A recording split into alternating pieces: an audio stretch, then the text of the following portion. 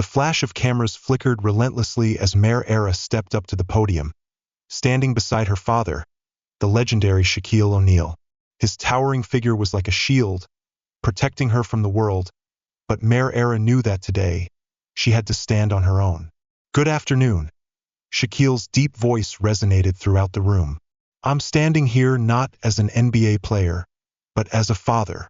My daughter has endured something no one should ever have to." He paused, his stern gaze sweeping across the room of reporters. Mayor Era took a deep breath, stepping forward. "Today, I want to share my story," she began, her voice steady, though her hand tightened around the microphone.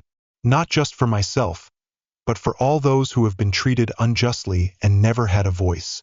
The room held its breath, waiting for each word that would follow from this young woman. If you've ever felt judged, overlooked just for being yourself, this story is for you. And if you believe that justice isn't a privilege for the few, share this story to help create a better world for all. Let's begin the story. The gentle hum of Los Angeles traffic outside was nearly inaudible as Mayor Era O'Neal stepped out of the car, adjusting her sunglasses beneath the blazing California sun. She had parked a block away, wanting a moment of calm before stepping into the opulent world of this neighborhood. A world that both captivated and alienated her. Before her stood a luxury boutique, an architectural masterpiece of modern glass with the name OM printed in elegant gold letters on the gleaming window. Inside, mannequins were adorned in exquisite gowns, each piece a testament to wealth, exclusivity, and status. Mayor Era took a deep breath, steadying herself. She had come here with a simple goal: to find the perfect dress for her high school winter formal. It wasn't just a dance. It was her first chance to enter a world where her peers would see her as more than just the daughter of Shaquille O'Neal. Despite carrying her famous father's name, Mayor Era was determined to be known for her own accomplishments. She wanted to feel confident, beautiful, and complete at this event. As she opened the door, a soft chime rang, signaling her arrival. The inside was breathtaking. The marble floors glistened under the soft glow of golden lighting, and chrome racks displayed outfits that resembled works of art more than clothing. Mayor Era paused for a moment, inhaling the atmosphere, a subtle fragrance of flowers and citrus mingling with the distant sound of classical music. Despite the luxurious space, an odd unease settled in her chest as the staff passed by her with cold, assessing glances. She wasn't dressed like the other patrons. Her simple athletic wear and sneakers stood out in stark contrast to the sea of high-end garments. She adjusted her ponytail, brushing off the initial stares and reminding herself of why she was there. Behind the counter, a woman who could easily be mistaken for a mannequin stood tall, wearing a perfectly tailored black suit with a pencil skirt, her blonde bob sharply cut. Her name was Sarah Jones, and her expression was as cold and polished as the marble floor beneath her feet. Mayor Era smiled politely, but Sarah merely arched a perfect eyebrow before returning to her tablet, indifferent to the gesture. Unfazed by the dismissive attitude, Mayor Era walked toward a rack of evening gowns. The dresses were beautiful, silky smooth, sparkling satin in every color imaginable. She reached out and touched a midnight blue gown, its shimmer reminiscent of the ocean under moonlight. It was perfect. She could already picture herself in it, feeling its soft fabric and the way it would flow as she danced. "Excuse me," she said, turning to Sarah. "Could I try this one on?" Sarah didn't look up from her tablet. "Are you sure you're in the right store?" came the voice, dripping with disdain. Mayor Era stood frozen, uncertain if she had heard correctly. The question hung in the air, sharp and cold. She glanced around, half hoping someone else would approach to assist her, but no one was nearby. "I'm sure I'm in the right store," Mayor Era said, keeping her voice calm. "I'd like to try this dress." Finally, Sarah looked up, her gaze narrowing as she scanned Mayor Era from head to toe. It was a slow, deliberate look, one that seemed to scrutinize the very idea of her wearing that dress. "This dress is part of our exclusive collection," Sarah said, her voice dripping with sarcasm. "Not everyone is allowed to try it on." A flare of anger ignited within Mayor Era. She stood her ground. "I'm a customer," she replied firmly. I don't see why I can't try it on. Sarah's lips curled into a tight, insincere smile. Of course, you're a customer, she said, her tone mocking. But we have certain protocols when handling such delicate garments. Maybe I can show you something more appropriate. Her words stung. Mare was no stranger to judgment. As the daughter of a famous figure, she had grown accustomed to stereotypes and assumptions. But this was different. This wasn't about her name or family. This was about standing there, in her athletic clothes and sneakers, being deemed unworthy of something simply because of her appearance. Mare took a deep breath, striving to remain calm. I want to try this dress on, she said, her voice resolute, unyielding. Sarah's smile faltered, extinguishing in an instant. She stepped out from behind the counter, the sharp click of her high heels echoing against the marble floor as she approached Mare. Her movements were deliberate, almost predatory, and her voice lowered to a whisper, laced with venom. Girls like you don't belong here. The words sliced through the air like a blade, sharp, cutting, and dripping with contempt. Mare froze, unable to respond immediately, the meaning of the words slowly sinking in. She clenched her fists, the surge of anger rising within her chest. But before she could speak, Sarah stepped back, her face returning to its cold, impassive mask.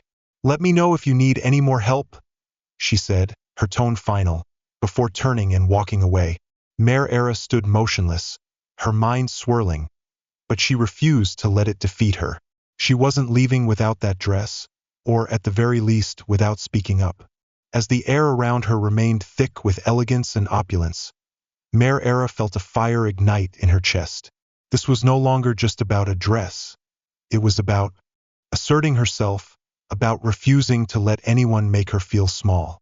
The fire within her grew fiercer as she stood there, clutching the midnight blue gown. The soft strains of classical music seemed to mock her, as if the serene atmosphere could erase the sting of Sarah's words. She felt the eyes of the store staff on her, but they only steeled her resolve. She would not back down.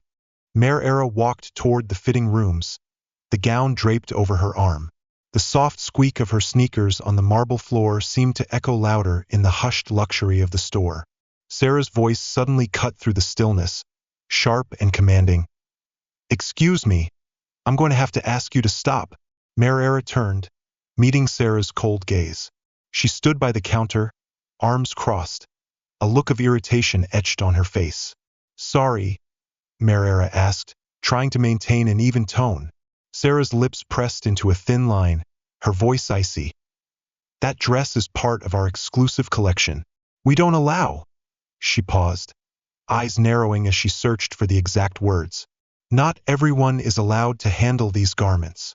She emphasized the word handle, as if it were a blade aimed directly at Mare's pride. Mare tightened her grip on the fabric of the gown. I'm not just holding it. I want to try it on, Mare responded, her voice firm. Sarah's gaze flicked to the dress before returning to Mare, her disdain palpable. So how do you plan on paying for it? She asked, her voice low but cutting through the air. Mare felt her jaw tighten. That's none of your business, she snapped back. Sarah took a step closer, the sound of her heels clicking ominously on the marble. She spoke with a threatening edge. It's my business when someone comes into this store and starts touching items they can't afford. Her voice dropped to a near whisper. I've seen this before. People like you. Mare's heart pounded in her chest, a searing heat rising to her face, mixing with a blend of anger and disbelief. People like me? She wanted to shout, to scream those words back at Sarah, but she held herself in check. Instead, she looked Sarah squarely in the eye, refusing to look away. I'm not leaving, Mare said, her voice calm despite the storm raging inside her. I'm going to try on this dress. Sarah's gaze flickered with irritation, but she didn't back down. Instead, she straightened her back, as if preparing for a confrontation. If you don't put that dress back and leave the store, I'll call security, Sarah said, her tone cold and unyielding. The threat hung heavy in the air, thick and suffocating. Mare Era could hear the pounding of her heartbeat in her ears, louder than the soft classical music still playing. She looked around the store, meeting the wary eyes of a few customers. Some quickly turned away, pretending not to notice, while others watched, their gazes a mix of curiosity and discomfort. A woman standing near the handbag rack seemed poised to speak, but hesitated, looking at Sarah before turning back to the merchandise. No one would intervene, Mare Era realized. She was on her own. No! Mare Era shouted, her voice ringing out across the store, drawing the attention of everyone present. You will not call security. I'm a customer, and I have every right to try on this dress. For a brief moment, the coldness in Sarah's expression faltered. Her eyes widened slightly before narrowing again, her anger evident. You're causing a scene, she said through gritted teeth. I'm asking you to leave before this goes any further. Marera's hands trembled, not from fear, but from the fury coursing through her. She would not let this woman intimidate her. Not today. Not ever. You're the one making this tense? Mare Era shot back, her voice steely. I'm just picking a dress, and yet you're making assumptions about me. And honestly, I'm tired of it. Sarah stepped closer, her face darkening, and for a brief moment, Mare Era thought she might back down. But then Sarah's hand shot out, yanking the dress from Marera's grasp. Give it to me, Sarah snapped, pulling the dress forcefully. Mare Era refused to let go, clutching the dress tightly. What's your problem? Mare Era shouted, her voice rising. You can't just snatch things out of other people's hands like that. I can when I'm protecting the store's property, Sarah retorted, her grip tightening on the dress as she tugged harder. The fabric slipped from Marera's hands, the soft material crumpling in Sarah's grip. Mare Era barely had time to react before Sarah's hand swung upward, delivering a sharp slap across her cheek, a resounding slap echoing through the quiet of the store. The sound of the slap reverberated throughout the shop, freezing the entire space. Mare Era staggered back a step, her hand instinctively going to her cheek, momentarily unable to comprehend what had just happened. Her cheek burned, both from the slap and the humiliation. Sarah stood frozen, her eyes wide in shock, as if she couldn't believe what she had just done. The store fell into an uncomfortable silence, with only the faint classical music playing from the speakers. Marera's mind whirled, and she felt tears threatening to spill, but she refused to let them fall. She wiped them away, determined not to let Sarah see her cry. Instead, she took a deep breath, her hand balling into a fist at her side. You just slapped me? Mare Era said, her voice trembling with both surprise and anger. Sarah opened her mouth to respond, but no words came out. She stood there, still clutching the dress, as though it was her lifeline. You just slapped me? Mare Era repeated, louder this time, her voice breaking, but she didn't care. She wanted everyone in the store to hear. You think you can treat people like this and get away with it? Around her, customers looked at Mare Era, their gazes a mix of shock and discomfort. No one moved, no one spoke. Mare Era could feel their eyes on her, but no one stepped forward to intervene. Sarah finally regained her composure. She straightened, her face becoming a mask of cold detachment. I'm asking you to leave, Sarah said, her voice tight and controlled. You are no longer welcome in this store. Marera's eyes burned with fury, but she stood firm, refusing to let her tears fall. She took another deep breath, forcing herself to stand tall, not allowing Sarah to see her weakness. Fine, Mare Era said, her voice low but resolute. But this isn't over.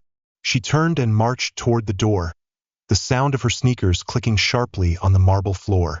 As she neared the exit, she glanced back. Sarah was still standing there, in the middle of the store, clutching the midnight blue dress. The luxurious interior of the store seemed to shrink around Mare Era as she pushed the door open, stepping out into the bright afternoon sunlight. The warmth of the California sun eased the sting on her cheek, but it did nothing to quell the storm raging. Within her, she stood on the sidewalk, her hand trembling as the adrenaline surged through her. Her cheek still burned from the slap, but the deeper wound was the humiliation, the anger building up inside her. The unforgiving California sun blazed down on her as she pulled her phone from her pocket. The reflection on the screen showed her fiery eyes and the faint red mark on her cheek. For a moment, she hesitated, her finger hovering over the camera icon. Sharing what had just happened made her feel vulnerable, like exposing herself to the judgmental eyes of millions. But then she remembered Sarah's arrogant face, her mocking words, "People like you." No, she wouldn't let this moment pass in silence. She tapped the camera app and switched to video mode. Her voice was steady, though there was a slight quiver beneath the surface. "I'm Mayor O'Neal," she began, holding the phone at arm's length to capture both her face and the elegant store behind her. "This is what happens when you walk into a store and someone decides you don't belong here. Today, a woman in this store didn't just insult me, she slapped me." She let those words linger in the air for a moment, the pain in her cheek still throbbing as if to emphasize the point. "People need to see this," she continued, her voice growing stronger, "because it's not just me. This happens to people every day, to those who don't have a voice, who don't have a platform. And it's time we hold people like this accountable."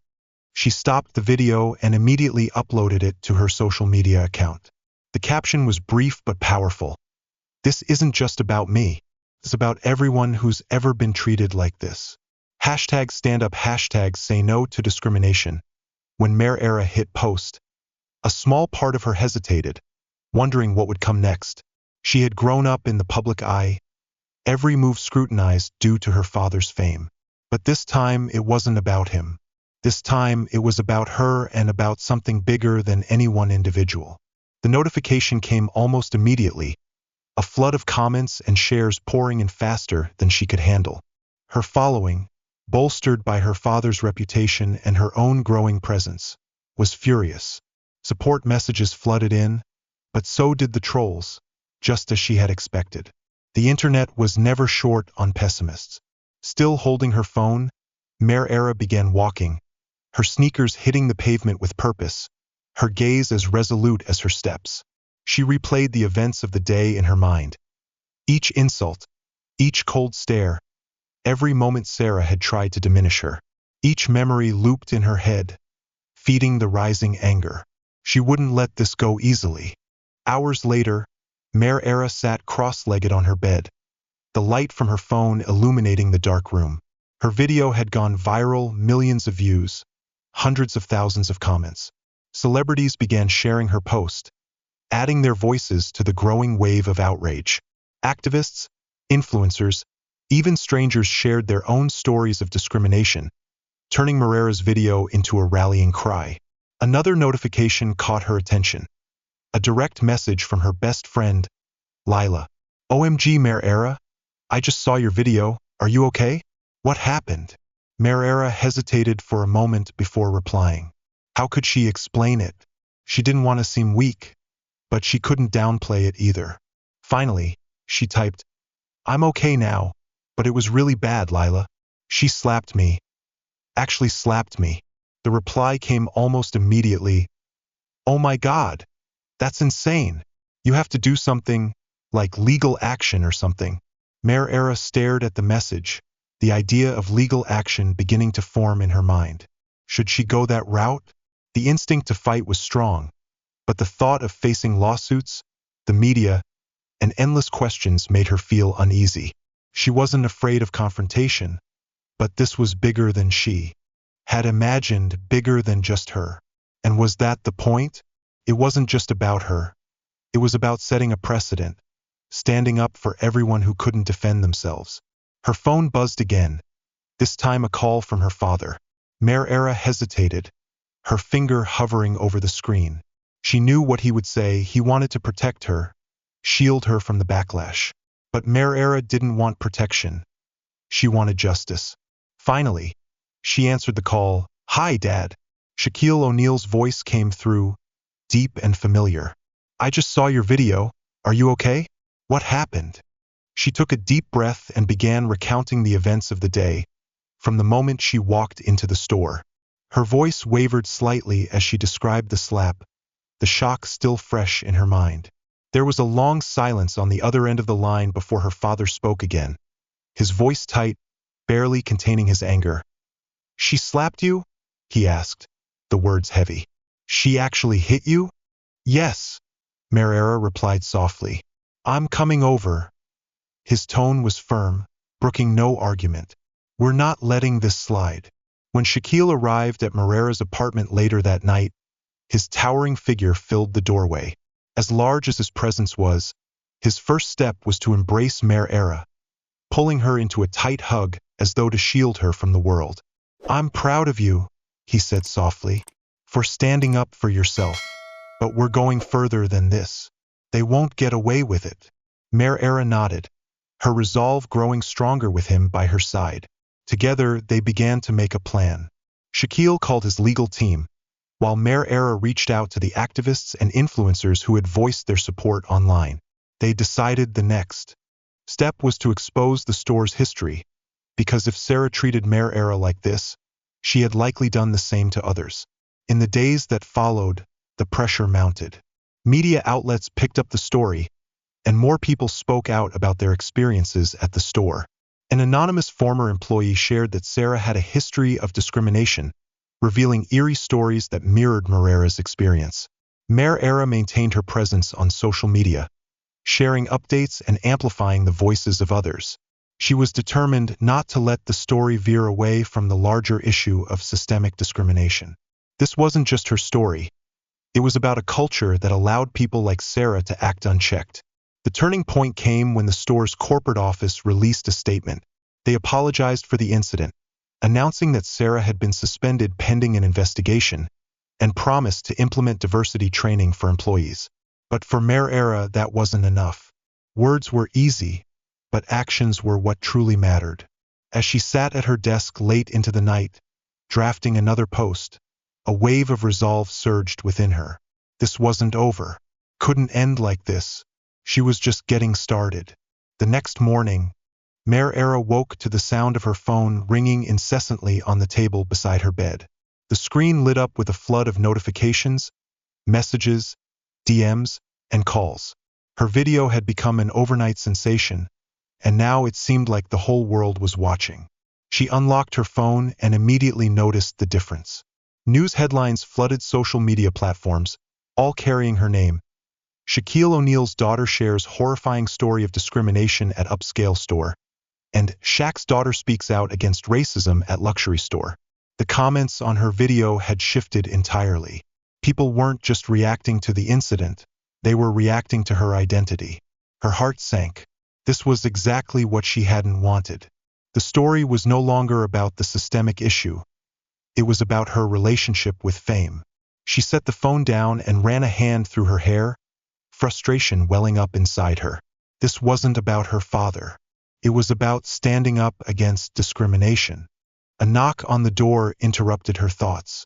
Marrera opened it to find her father standing there, his face determined. Though it was early morning, he was dressed impeccably in a tailored suit, his towering frame filling the doorway. "Hey, baby girl," Shaquille said, stepping inside.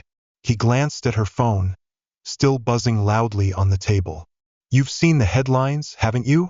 Marrera nodded, folding her arms across her chest. "This isn't how I wanted it to go, Dad. Now people are only focusing on the fact that I'm your daughter, not the actual issue." Shaquille placed a comforting hand on her shoulder.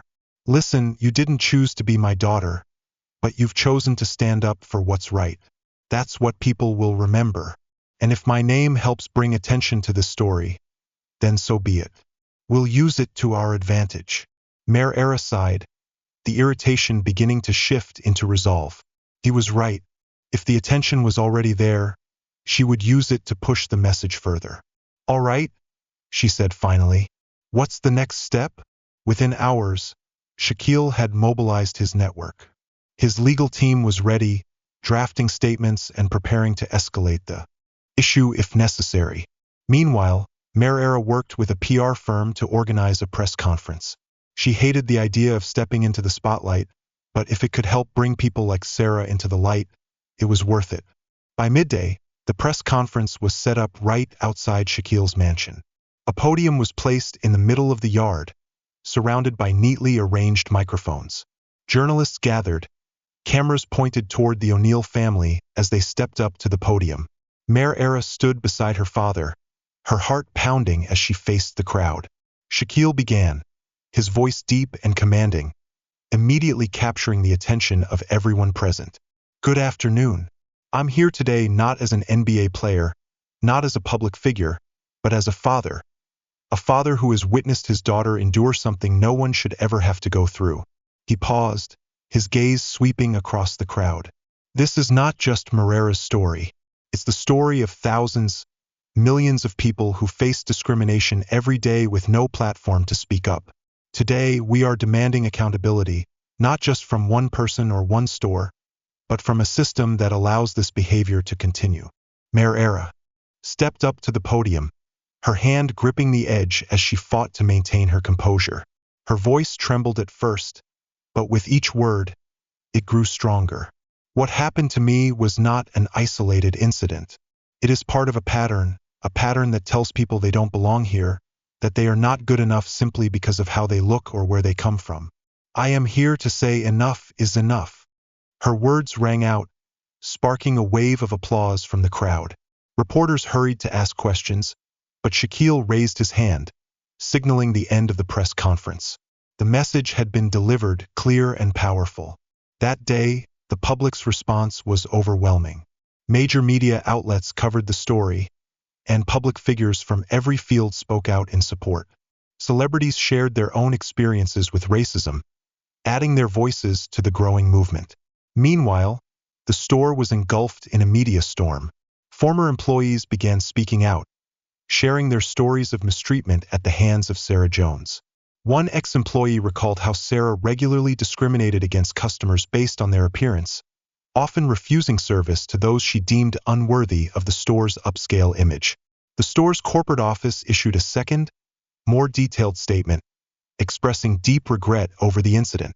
They confirmed Sarah's suspension and announced plans to review their hiring process and customer service policies. But for Mayor Era, that still wasn't enough. Apologies were just words. She wanted to see real change. That evening, as Mayor Era scrolled through the countless messages on her phone, she paused at one direct message from a young girl, no older than 15. Thank you for sharing your story.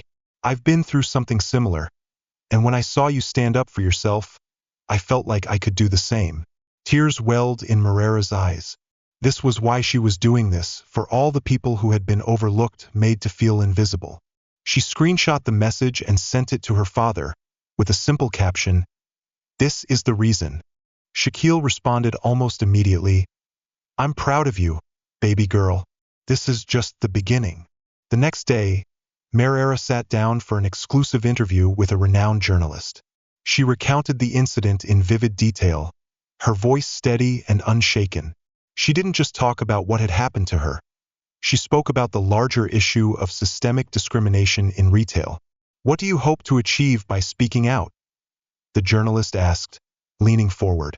Mayor Era didn't hesitate. "I want accountability. I want people to know they don't have to accept treatment like this, and I want businesses to understand they can't keep ignoring these issues.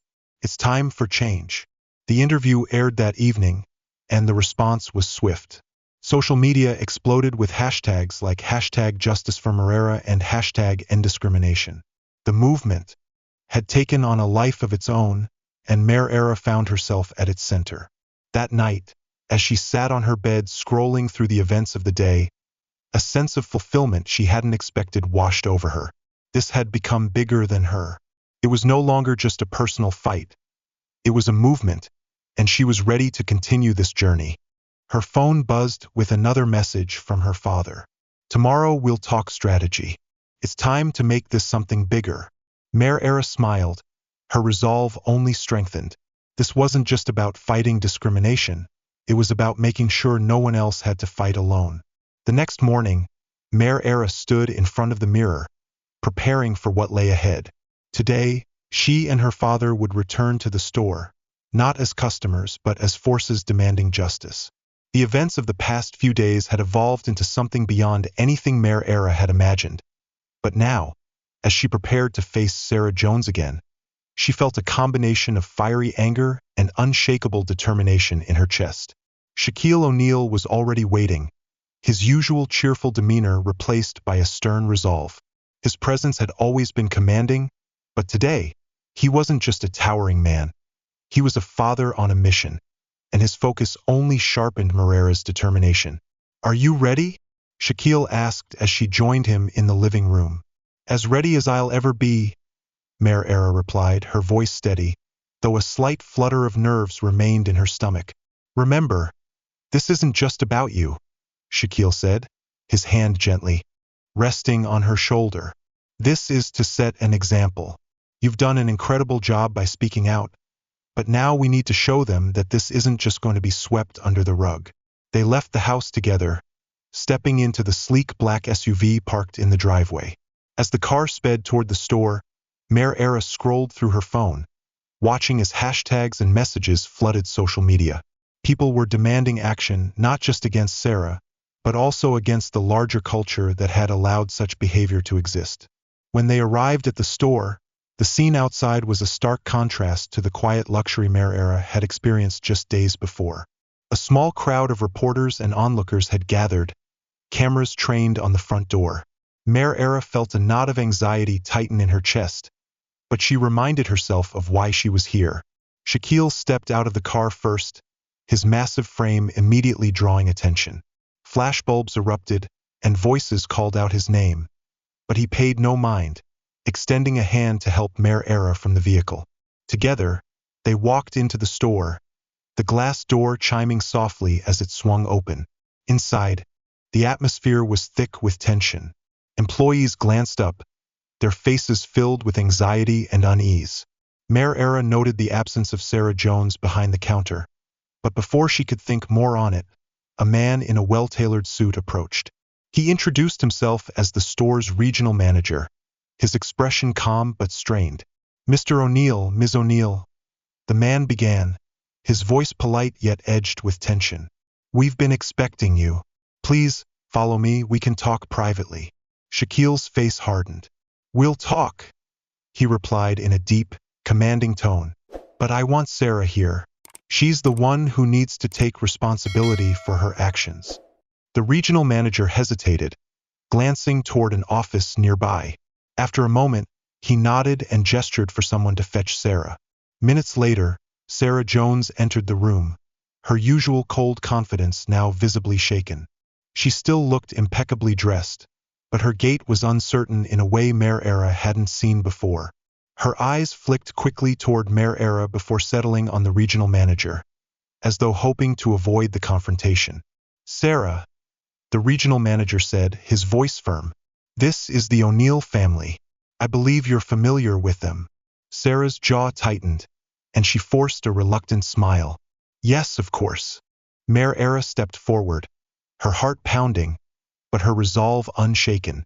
"You know exactly why I'm here," she said, her voice cutting through the space like a knife. "What you did to me was not just disrespect. It was violence, racism, and completely unacceptable." Sarah opened her mouth to respond, but Shaquille raised a hand, halting her.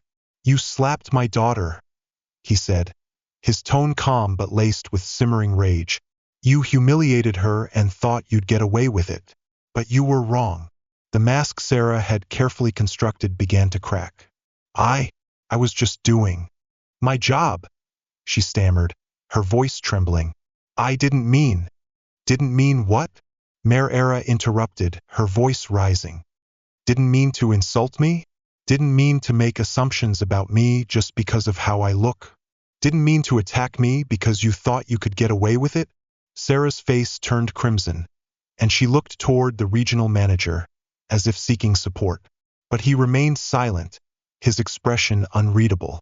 Shaquille stepped closer, his towering presence casting a shadow.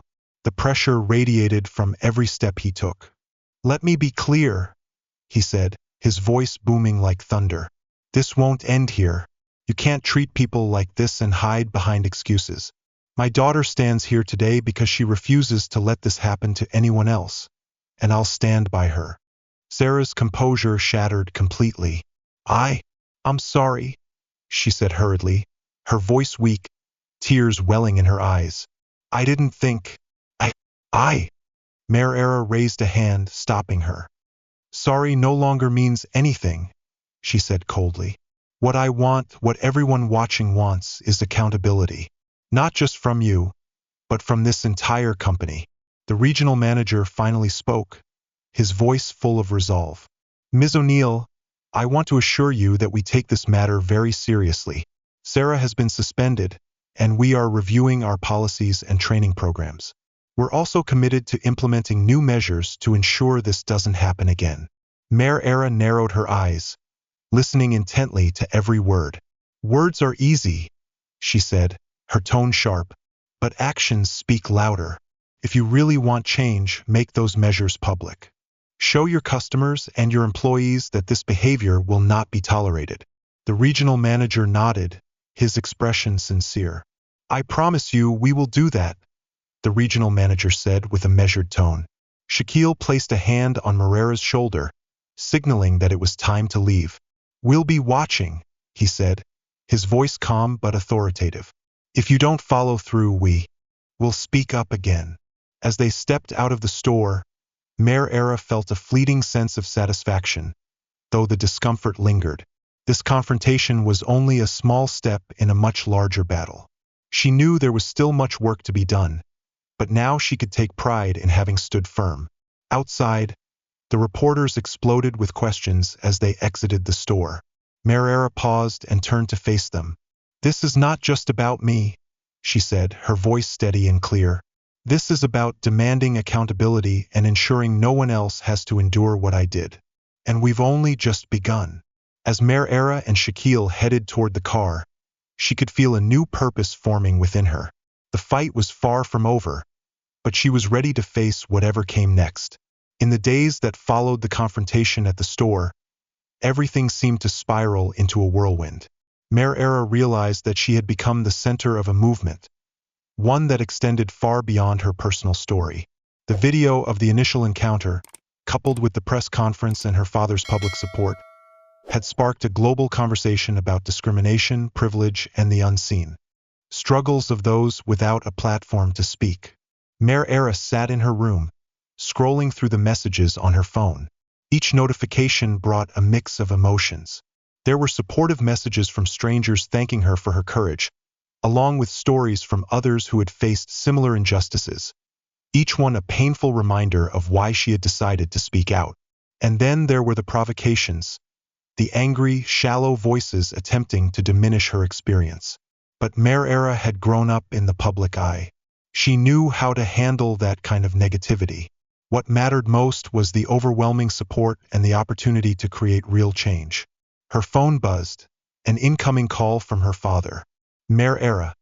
Shaquille's deep voice echoed through the line. We need to take this to the next level. What do you mean? Mayor Era asked, leaning back against the bed's headboard. You've started something bigger than just a viral video, Shaquille said. People are listening. It's time to turn this momentum into real change. I've got people who want to help. The next day, Mayor Era and Shaquille met with a group of human rights activists, social justice experts, and public relations professionals at Shaquille's home. The room was filled with energy as they discussed ways to amplify Moreira's message and use her platform to drive systemic change. One of the activists, a middle-aged woman named Tina Roberts, leaned forward, her expression thoughtful. Mayor Era, she said, her voice calm. Your story is powerful because it's personal, but if we want to create lasting change, we have to connect it to a larger narrative. This isn't just about one store or one manager. It's about a culture of discrimination that exists in many spaces. Mayor Era nodded, absorbing Tina's words. So what do we do? She asked. We start by gathering more stories, Tina replied. If people see that this isn't an isolated incident, they'll be more willing to demand change. And we can use those stories to push for better policies, not just in retail, but in workplaces, schools, everywhere. Another activist, a young man named Dylan, spoke up. We should also create a resource for people facing discrimination. Legal support, OT assistance, even just a place to share their experiences. You've already attracted attention. Now it's time to build something lasting. Shaquille spoke up, his voice strong and unwavering. Whatever we do, it has to be big. People are watching. Give them something they can rally behind. In the weeks that followed, Mayor poured herself into the work. She and her team launched the campaign, #StandUpTogether, a platform encouraging people to share their discrimination experiences and providing resources for those who needed help.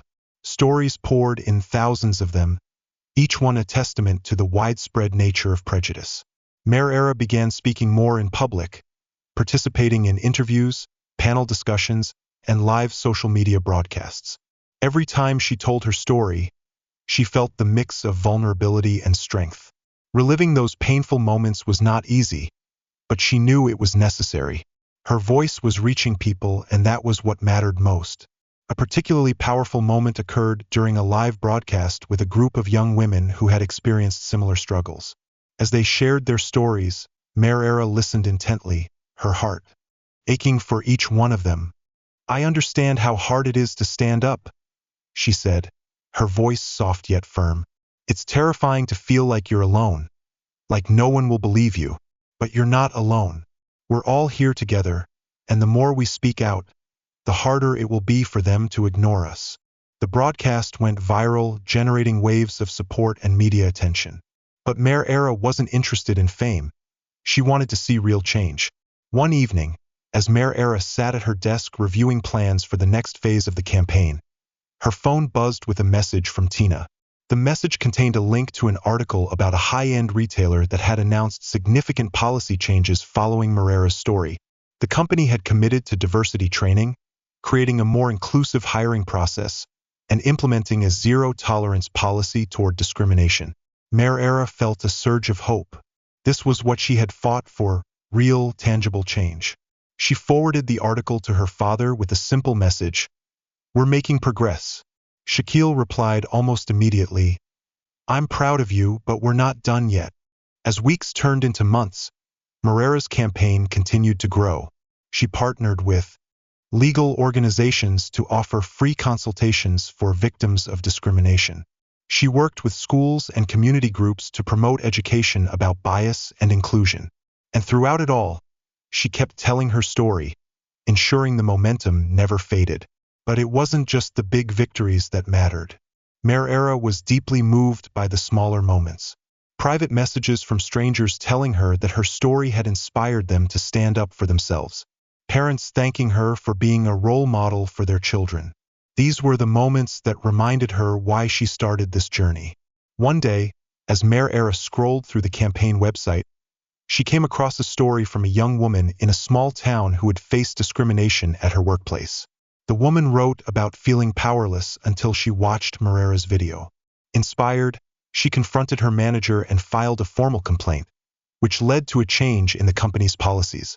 Mayor felt tears stinging her eyes as she read the story. This was why everything mattered, empowering people to stand up for themselves and demand a better future. She screenshot the story and sent it to Tina with a message. "This is why we keep going." Tina replied, "And this is just the beginning." Mayor smiled, her resolve stronger than ever. She knew the fight was far from over, but she was ready to face whatever came next. Together, they were making a difference. One voice, one story, one step at a time. The warm California sun filtered through the trees as Mayor and Shaquille stood in front of a large field in downtown Los Angeles. White tents lined the sides, bustling with volunteers setting up racks of clothing, tables full of shoes, and boxes of accessories. The air was electric with energy and anticipation. Today marked the culmination of all their efforts, a major community event to give back, amplify voices, and provide tangible support for those in need. Mayor walked alongside her father, her eyes scanning the preparations. She still couldn't believe how far things had come since that fateful day at the store. What had started as a personal challenge had evolved into a movement of unity and action. Now, standing amid it all, she felt immense pride. Not for herself, but for the countless people who had joined her in this mission. "It looks great," Shaquille said, his voice carrying over the noise. "This is what really matters." Mayor Era nodded, a small smile curling on her lips. "It's amazing. I just hope this makes a difference." "It already has," Shaquille replied, gesturing toward the growing crowd. Families, individuals, and children had begun to gather, their faces a mixture of curiosity and gratitude. "You've given people hope, Mara. That's bigger than any store." The official program began with Marera's speech on a makeshift stage in the middle of the field. She looked out at the crowd, a sea of diverse, vibrant faces, all united by a common purpose. "Thank you all for being here today," she began, her voice steady and clear. "When this journey started, it was just about one unjust moment. But what I've learned is that my story isn't unique. It's one among countless stories of people who have been judged, overlooked, or excluded just for being who they are." She paused, letting the words sink in. "Today, we are here to say enough. We are here to act, not just with words, but with deeds. This is not just about one person or one movement. It's about creating a world where everyone feels valued, respected, and seen." The crowd erupted into applause, and Mayor Era stepped back, her chest swelling with a mixture of pride and humility. Shaquille took the stage, his presence commanding immediate attention as he grabbed the microphone. "This is about community," Shaquille said, his voice resonating across the field. "This is about lifting each other up and ensuring no one gets left behind. Mayor Era taught me that even the smallest actions can spark something big. So, let's keep the fire burning, let's keep pushing, and let's make sure this isn't just a moment, but a movement." The event buzzed throughout the day. Volunteers distributed clothes, helping families find what they needed. A local food company donated hot meals, setting up a buffet where attendees could enjoy a free meal. Community organizations set up booths offering services, from job training to mental health resources. Mayor Era moved through the tents, interacting with participants and listening to their stories. A woman approached, holding the hand of her young daughter. "Thank you for doing this," the woman said, her voice full of emotion. "We've been through so much, and it means so much to see people care." Mayor Era smiled warmly, kneeling to speak to the little girl. "What's your name?" she asked. "Emily," the girl replied, her voice shy. "Well, Emily," Mayor Era said, "I'm so glad you're here. You'll look amazing in anything you choose today." The girl beamed, and her mother quietly echoed her thanks before walking away. Moments like this reminded Mayor Era why this work mattered. It wasn't just about grand gestures. It was about the human connections that spark change.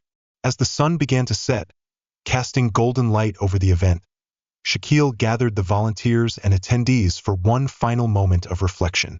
Standing in the middle of the field, he held up a large white board with bold black lettering. "A world without bias starts with us. This is our pledge." His voice was firm and resolute. "We will continue to fight, continue to build, and continue to believe in a better future. But we cannot do it alone. We all need each other." The crowd responded with a cheer. Mayor Era felt a familiar sting at the corners of her eyes. She glanced at her father, who gave her a subtle nod of encouragement. Together, they raised the sign high, a symbol of hope and determination. As the event began to wind down, Mayor Era sat on the edge of the stage, watching families leave with bags of clothes and uplifted spirits. She felt a deep sense of fulfillment, knowing they had made a tangible difference. Tina Roberts, one of the key activists in the campaign, walked over to her holding a cup of coffee.